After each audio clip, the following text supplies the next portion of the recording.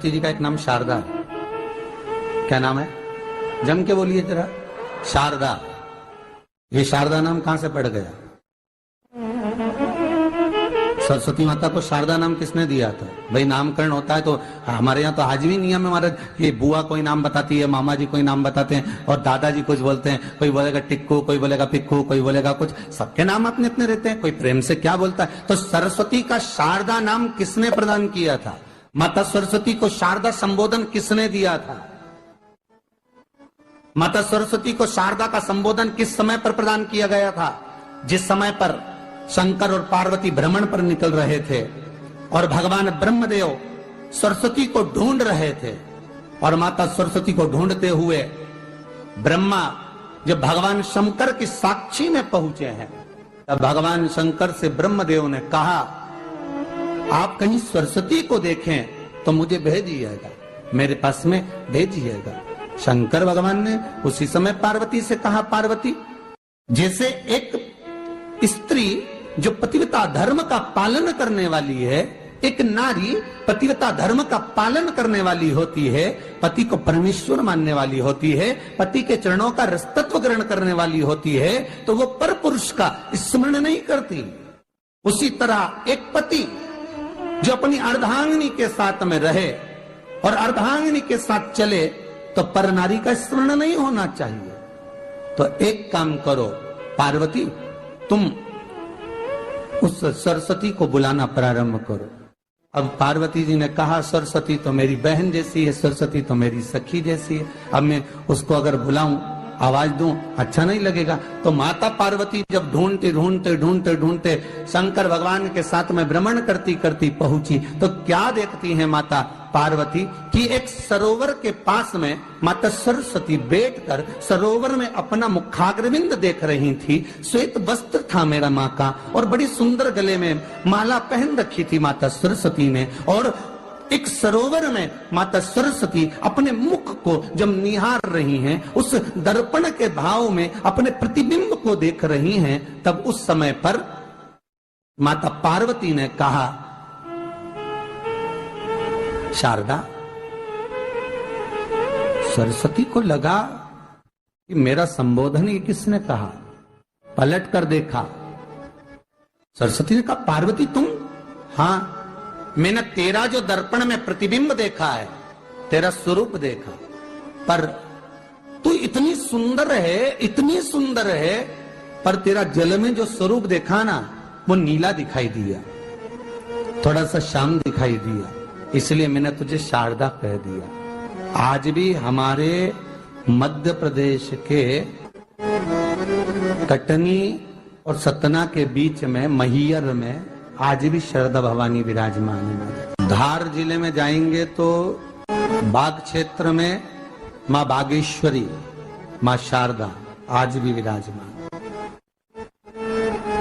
कहा, सरस्वती जी पूछी, पार्वती तुमने मेरे को शारदा क्यों कहा? क्योंकि तेरा जो प्रतिबिंब था वो श्याम नजर आ रहा था मुझे, उस प्रतिबिंब को देखकर मैंने तुझे शारदा का संबोधन दिया। तुम्हें ब्रह्मा जी बुला रहे हैं। सरस्वती ने कहा,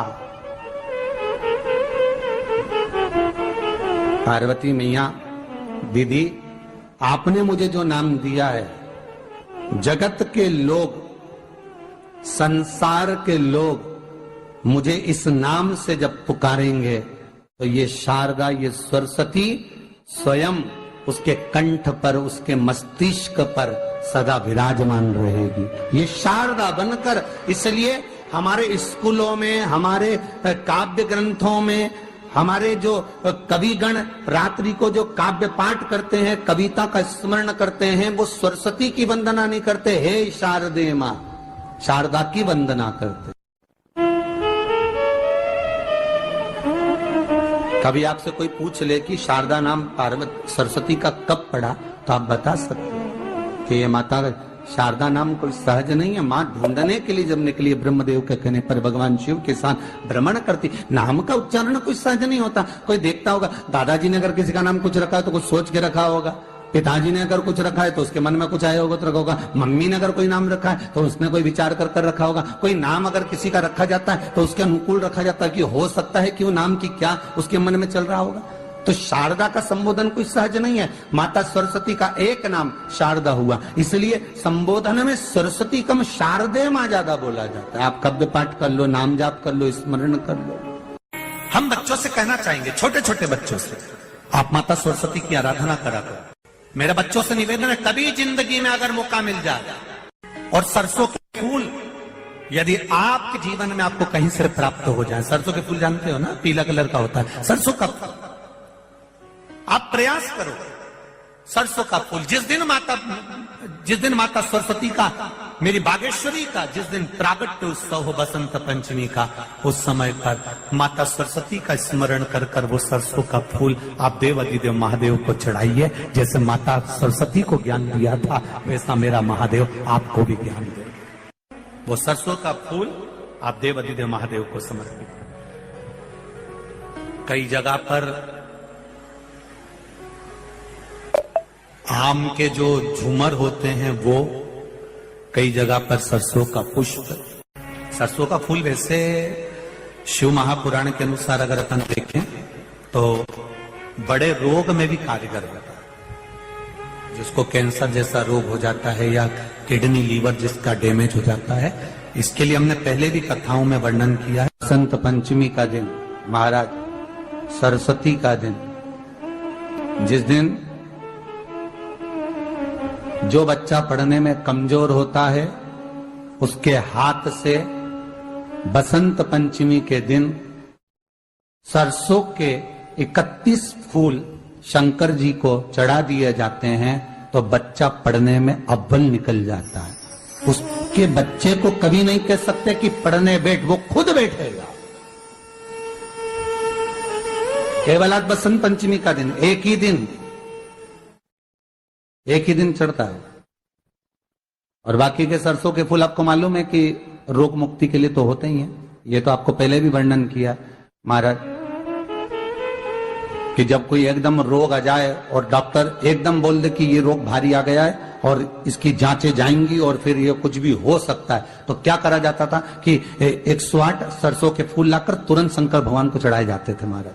तो चढ़ाने के बाद में रिपोर्ट अच्छी आती है। ऐसा नियम है। कहीं ठेका, कोई ठेकेदारी करते ना, जो ठेका भरते हैं कि भाई मेरा टेंडर आना चाहिए, मेरा ये काम होना चाहिए, मेरी मल्टी बनना चाहिए, या मेरा ये काम के लिए जा रहा हूं, ये काम फतेह होना चाहिए, उसके सबके हाथ पैर जोड़ने से अच्छा है एक काम करो, बस 108 सरसों के फूल उठाओ, शंकर जी का उद्धतेश्वर महादेव का नाम लिखो और छोड़ दो, शिव जी के ऊपर एक एक कर चढ़ा दो, वो ठेका तुम्हें ही मिलेगा, वो काम तुम्हारे पास ही आएगा।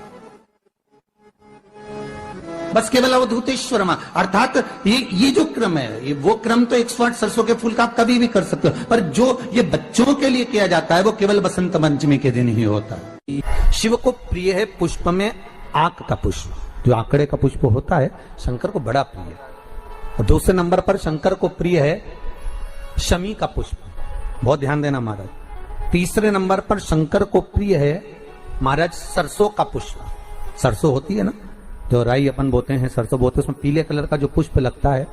हमारा तो निवेदन रहता है जब तक सरसों आए तो प्रयास करा करो कि सरसों के 108 पुष्प शंकर भगवान पर चढ़ाना प्रारंभ कर दो। महाराज ये पक्का है कि वर्ष भर कोई बड़ी बीमारी आपको घेर नहीं सकती अगर सरसों के फूल शिव को चढ़ रहे हैं तो।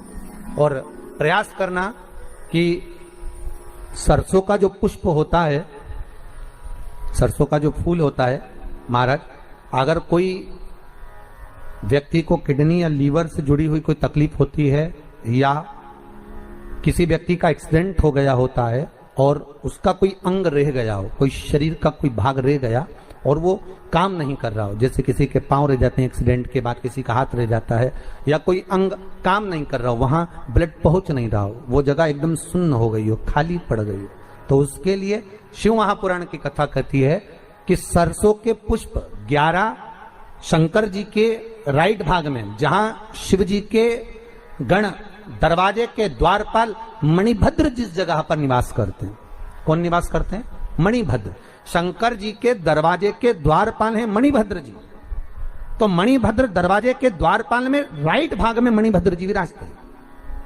मतलब राइट भाग कौन सा हुआ? जब आप मंदिर से बाहर निकलेंगे तो राइट भाग, मंदिर में प्रवेश करेंगे जब राइट नहीं होना चाहिए, आप मंदिर से जब जाएं तो राइट भाग। मतलब आप मंदिर से राइट से जाएंगे तो शंकर जी का भी राइट हो जाएगा, क्योंकि शिव जी ऐसे बैठे हैं तो शंकर जी का भी राइट हो गया, देवता उनका भी राइट हो गया।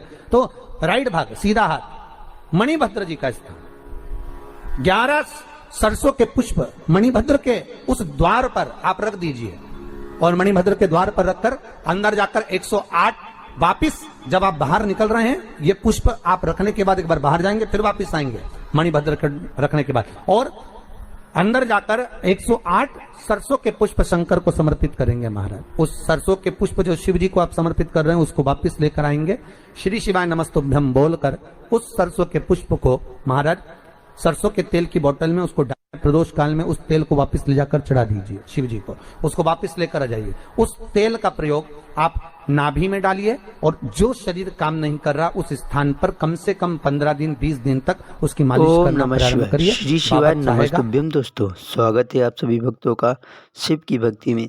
तो हम बात करेंगे 2 फरवरी 3 फरवरी के बारे में, जो कि बहुत ही खास होने वाले हैं। इस दिन के विशेष उपाय पंडित प्रदीप मिश्रा द्वारा बताए गए महा उपाय आप अपने जीवन में करके अपना जीवन धन्य बना सकते हैं। बसंत पंचमी के यह अचूक उपाय आप जरूर सुनिए। पंडित प्रदीप मिश्रा द्वारा बताए गए इस उपाय को आप करिए, आपके जीवन में बदलाव होंगे। आप यकीन नहीं मानेंगे, आपका जीवन बदल जाएगा। अगर आप वीडियो पर पहली बार हों तो आप चैनल को आप सब्सक्राइब कर सकते हैं, लाइक कर सकते हैं, शेयर कर सकते हैं, कमेंट में हर हर महादेव, ओम नमः शिवाय, श्री शिवाय नमस्तुभ्यम भी लिख सकते हैं। गुरु जी कहते हैं श्री शिवाय नमस्तुभ्यम बोलने से या लिखने से हमारे जीवन के कष्ट दुख दर्द दूर होते हैं। आप सभी वक्त हर हर महादेव, ओम नमः शिवाय, श्री शिवाय नमस्तुभ्यम भी लिख सकते हैं। हर हर महादेव शंभु।